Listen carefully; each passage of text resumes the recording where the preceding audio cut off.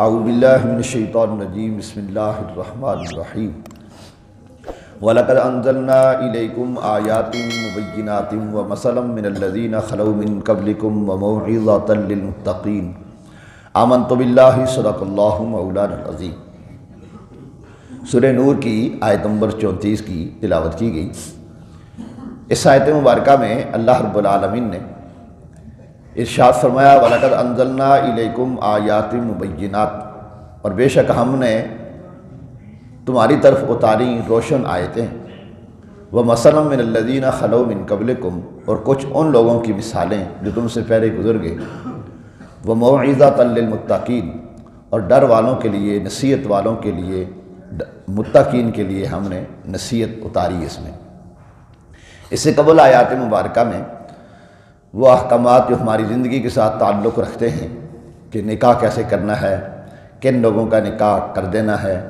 اور اپنی نگاہوں کی حفاظت کرنی ہے، دوسروں کے گھروں میں جائیں تو اجازت لے کے جانی ہے، اسی طرح کسی کے اوپر الزام تراشی نہیں کرنی وغیرہ احکامات الہیہ بیان کیے گئے۔ اور اب ان کا خلاصہ بیان کیا گیا کہ اللہ رب العالمین نے اپنی کتاب میں یہ جو آیات نازل فرمائی ہیں یہ سب تمہاری بہتری کے لیے، اس میں تمہارے لیے بھلائی ہے۔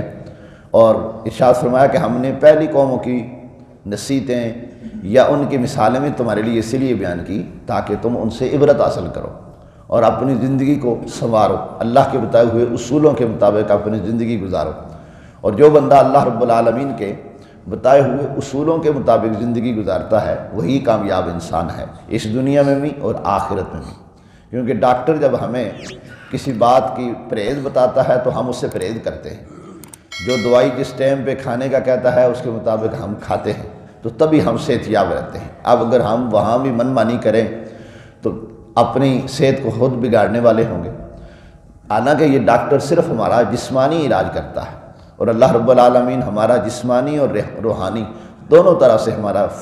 علاج فرماتا ہے اس قرآن کے ذریعے سے۔ تو اس لیے ہمیں یہ چاہیے کہ قرآن کے بتائے ہوئے اصولوں کے اوپر عمل کریں، اسی میں بندوں کی کامیابی اور کامرانی ہے۔ اور یہ اسی صورت میں ہو سکتا ہے کہ ہم قرآن پاک پڑھیں، قرآن پاک سمجھیں، اور خاص طور پر ایسی محافل میں بیٹھیں، ایسی مجلس میں بیٹھیں، ایسے درس میں بیٹھیں جہاں قرآن پاک کی نصیحت ہو۔ اللہ رب العالمین ہمیں قرآن پاک کے بتائے ہوئے اصولوں کے مطابق زندگی بسر کرنے کی توفیق عطا فرمائے۔ وآخر دعوانا ان الحمد للہ رب